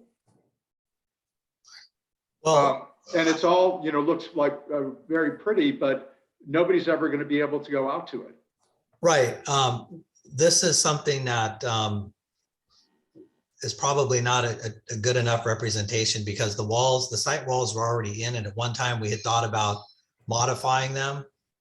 So this would only be for the plan one that parallels Rosa Park. So only a few of the homes would have been able to accommodate it, but that would have been us considering putting a straight wall all the way down Rosa Park. So since we've abandoned that and we're allowing the curb walls to remain that are there, these outdoor shower areas probably, I just can't think of any lot that it would work on at this point. So it was originally, it was just for conceptual purposes to see if it was something that we could do. And of course, to allow people to have some options on what they may or may not want to do with their rear yards. So I just don't, Robert, I just don't think these are going to fit. If people wanted to do something, they might just have an outdoor shower off their master bathroom. And you're right, make an opportunity for an increased area off the backyard, which could have, you know, a lawn or other things available to them. Because I believe the setback there is 15 feet or somewhere in that range. So anyhow, the point I'm making is that that's not an accurate depiction conceptually anymore. Well, it just, yeah, and I did look at the site plan and how this site walls interplay with the units and saw that it's not this, but it still seems like really a missed opportunity for somebody to make this any kind of usable space. Yeah, we're not, yeah, no, I agree with you on that. We're not planning on restricting anybody from doing that. We're not really going to be doing anything in those yards. People have their imagination of what they want, but yes, I agree with you that we don't want to miss any opportunity there. So people would most likely maximize the use of that additional space. Well, I guess it goes to the point that the only access to the space is behind the bathtub in the master bath. And it just seems like a missed opportunity in the plan somehow to provide a little bit better access to the rear yard. Yeah, I mean, the bathtub is set away from the window, and yes, you go out through one side. It kind of adds a backdrop to have that there, but the space is tight, as you know, but it would have to remove the bathtub. And maybe don't offer a bathtub, maybe we make it an option. You're right. You know, that could be something that somebody may or may not want, and it could be just a single door going out as well. So we might be able to do that through our construction plans or something like that. Okay. One of the comments that we made originally, and I don't think you really addressed it, was the use of the plantons and how they seem kind of arbitrary on the elevations of all of the unit plans. And I didn't see that there were any real attempts to make a change to that. Yeah, we're not sure what, when you say the plantons. Well, as an example, the gray element around the garage. And, you know, it's got kind of an angled piece on one side and then it cantilevers out on the other. It really, and even on the 2A unit, you know, you've got this little frame around the front of the garage, and it doesn't really relate to the architecture. It's not integral to the architecture of the house. And it just, this one right there, I mean, that little piece, it doesn't continue along the sides. I mean, it just looks like an arbitrary planton. Well, I think that was the point, was that we were hoping that you'd come back and take a look at this and try and refine it a little bit so that it made a little bit more sense architecturally. Yeah, no, I understand where you're coming from there. I mean, that piece that you're looking at there theoretically could continue all the way to the face of the building. The only reason it didn't is because it's tight, the area, as you know, and we're trying to create some additional interest at the front. But the flip side of the coin is that could just be removed. Which might be fine. Yeah, and we're not opposed to it. We have, it was just done to kind of mimic the front, and it's not to create kind of two interesting pieces. But the garage looks pretty boring with just the flat plane. But we're amenable to that. It's not a problem. If everybody thinks it makes a big difference, we would be willing to remove that. Okay. I'll let some other committee members talk and maybe come back later. All right. Anybody else?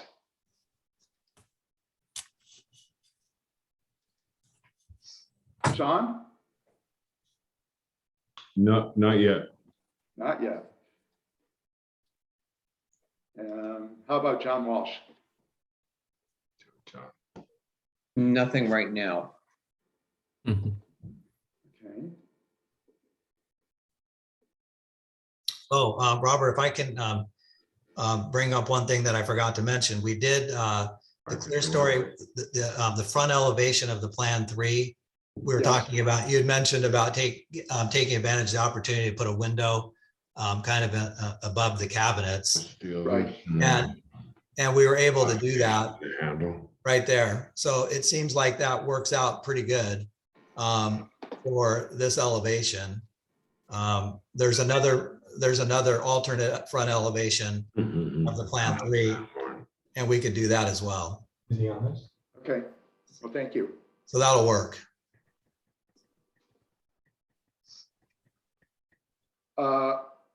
Yeah. All right. Well, if nobody has any more questions or comments for the applicant, we'll go into discussion. Thank you, Brian. You're welcome.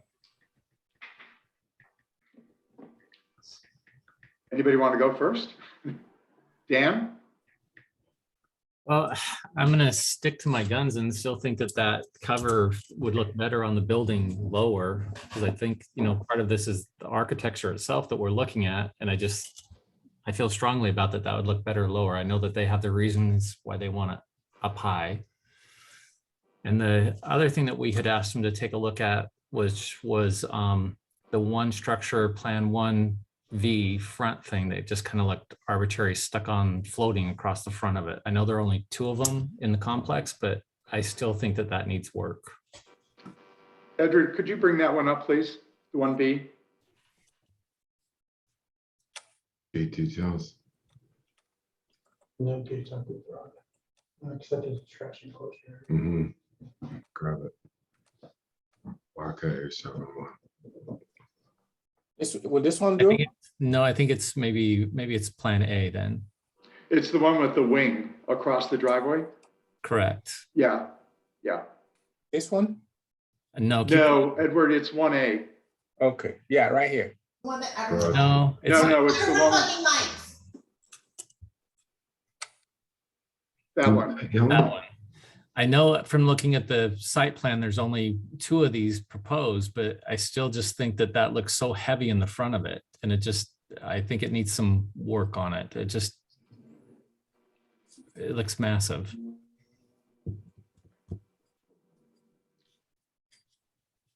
Those are my comments. Thank you.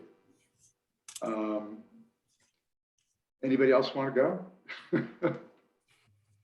Apparently not. I mean, Okay. I'll support what you're saying with the height. I don't know that I was buying it either, where it seemed like I thought I heard that something about 10 foot being standard and for secondary spaces and 14 for like primary rooms. And for this caliber home, I think what I was quoting you on there, Brian, and what the price point is on these homes out on Radio Road, but seems like that's a high ceiling that could come down for this neck of the woods. Well, if I could comment on that, the ceiling height would probably be 12 feet in the great room. as you can see, maybe 12.6, somewhere in there. And the homes today built, even our friends over at Miralon, those all have 10-foot maintained throughout, and the great rooms are 12 or higher. So I don't think it's out of line to have to request something that might be 12.6 or whatever it is. I mean, we don't know until we go through the formal engineering on it, but I have a feeling by the time we do the solar panels, we're going to be down between 12 foot and 12.6 with where we're at now, unless you guys can come up with something to give us direction that would accommodate otherwise. But I don't think there's really another way to do it. The framing members are what they are. The insulation is what it is. The roof deck foam is what it is. And the solar panels are what they are. And the parapet and the roof slope for drainage, we're kind of stuck. That's where we're at. That's how we arrived at the height of the buildings. So anyhow, we're open for any constructive ways to accomplish it. If depends on what it is we're trying to do. If you guys feel that the structures are too high, which they aren't compared to what's there, and it's not unusual to have a single-story home of the heights that we're proposing.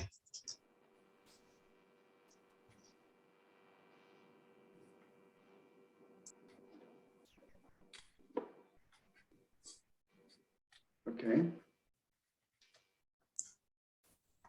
John? Yeah, thank you, Mr. Chairman. There is a sort of a thread of continuity here. I had hoped for a larger delta difference between what we saw previously and what we're looking at now. And I would be kind of concerned that there seem to be some visual elements that have been added to the building that we're kind of looking for some functional purpose to them, or some groundedness in an architectural concept. The flip side of that is that we seem to be lacking a well-integrated, consistent, successful shading element that repeats from building to building without being boring, and that somehow, as Member Thompson has said, addresses all of the glass.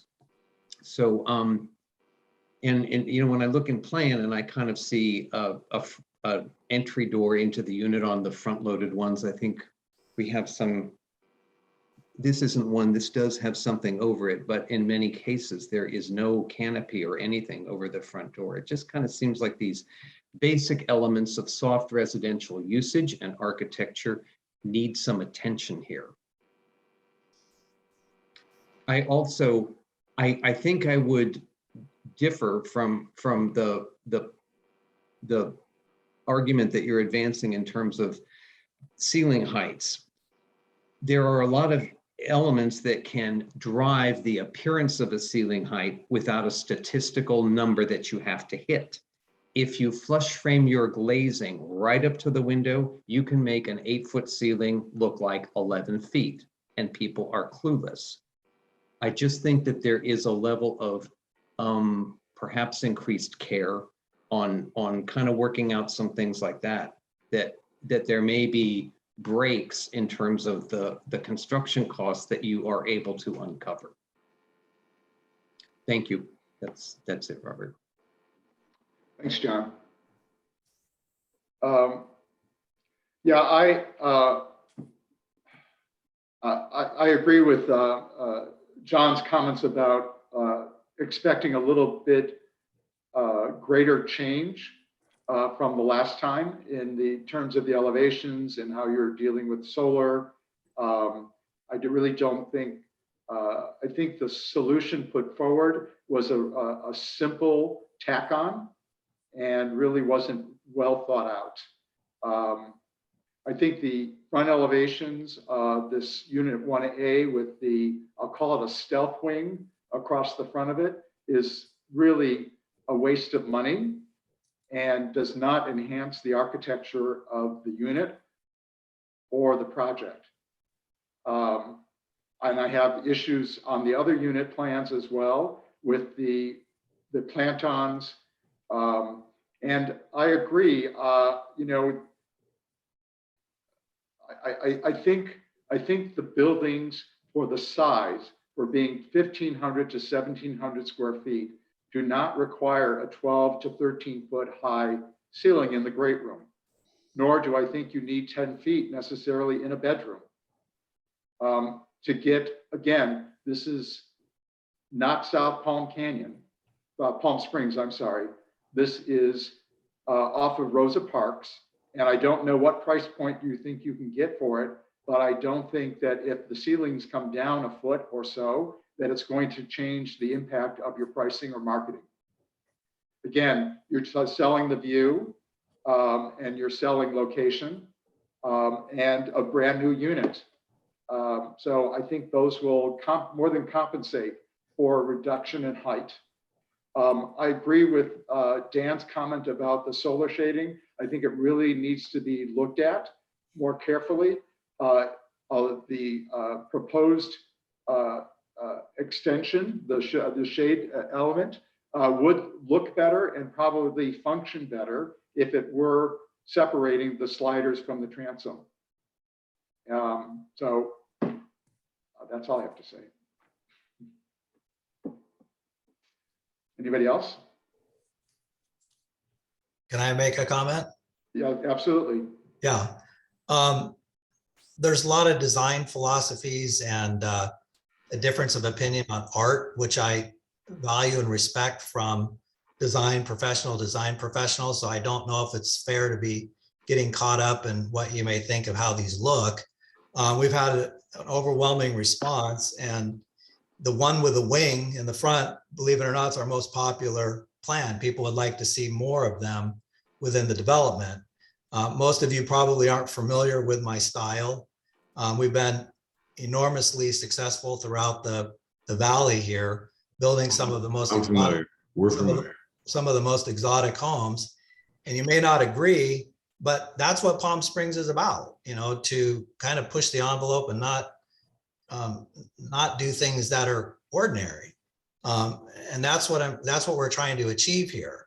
All of your input is valuable, it's respected, but at certain things we definitely can agree on, and others we just can't, because they really don't matter.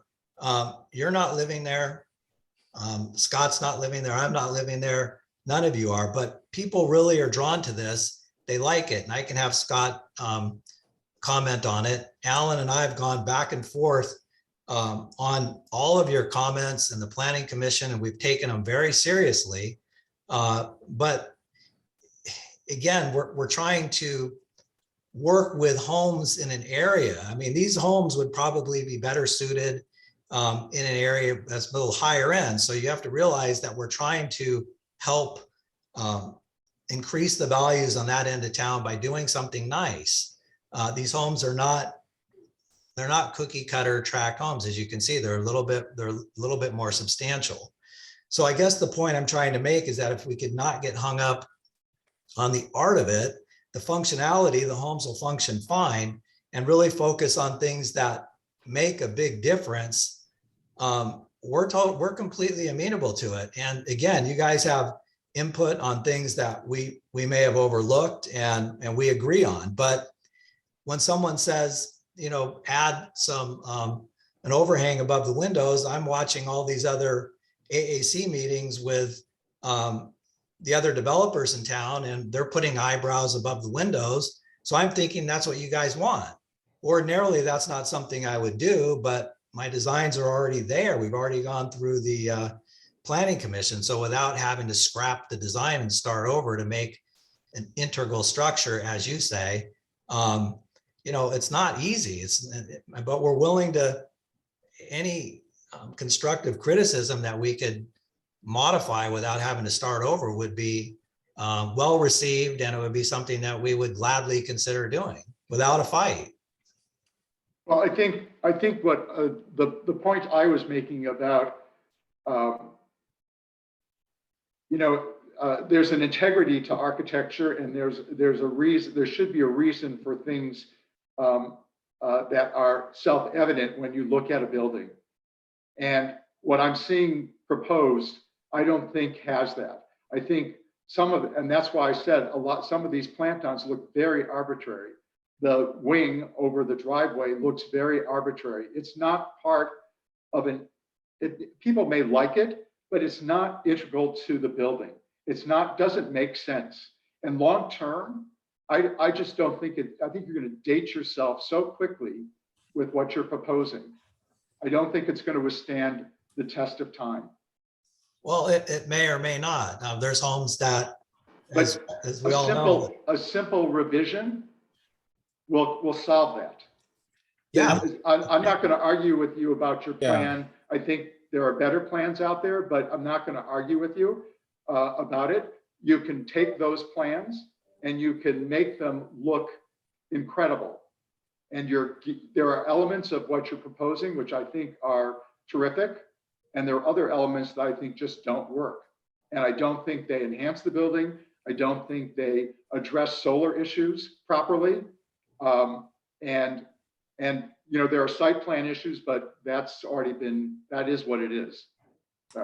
I want to make one comment first, and I don't want to get into a back and forth with Brian either, but you said the art is subjective. Well, we're part of the architectural review committee, and we're here to review the architecture, and that's what we're doing. And so to say that we have no taste in it and that it's subjective to what the friends look at is almost insulting, because that is exactly why we're here.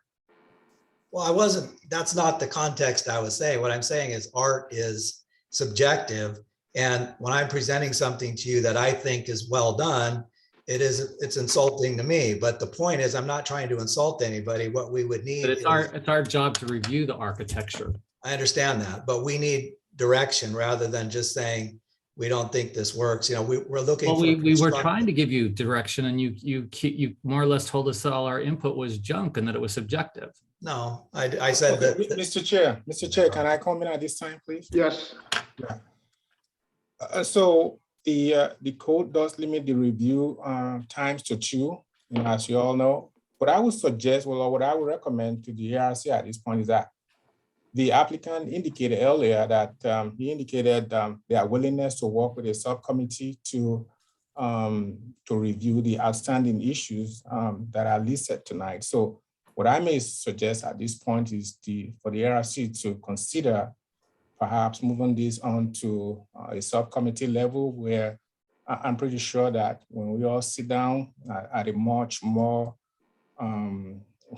should I say, more calmer atmosphere, that those issues can be resolved. He agreed with most of the comments that, if I'm not mistaken, he's in agreement with most of the comments that have been made so far by ARC. So we just need to discuss them further in an atmosphere where those changes will be made. And so that's one way to look at it. The other way is to impose conditions on it. If they are not carried out, plan checks would not be approved as per your directions. Thank you, Edward. You're welcome. Does anybody else have any other comments they'd like to make? Then do I have a motion?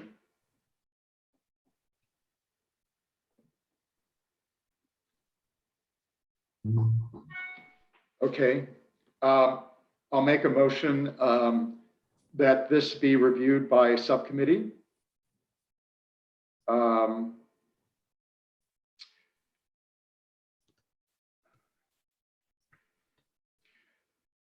And I guess the results of the subcommittee will be the give final approval. Correct. Do I have a second? I'll second. Thank you. All in favor? Aye. Aye. Any opposed? Can't hear you, Dan. Dan, was that a? No, I agree with the motion. I'm sorry. Gotcha. Great, thank you. Who will be the members of the subcommittee? I'll volunteer. I'd like to get somebody else. Mr. John Johnson? or Sean or Dan? I will volunteer. Great, thank you very much, John. Okay. All right, thank you, sir. Thank you. Thank you, Brian. You're welcome. We look forward to working with the subcommittee. I think it's a wise idea. It's more simplified and be helpful for everybody. Yep, it'll help move it along. Yep, appreciate it. Thank you. You're welcome. Thank you. All right, so that concludes our agenda. Staff, do we have any comments from the committee?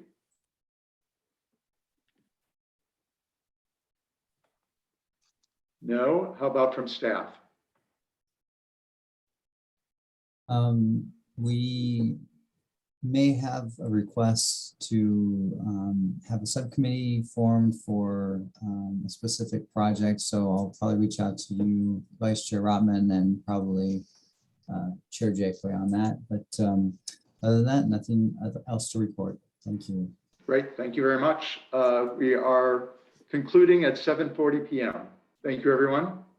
Thank you. Mr. Rotman, may I Yes. say you did a great job. You. Well, I had a few technical difficulties in the beginning. But you've done it before, though.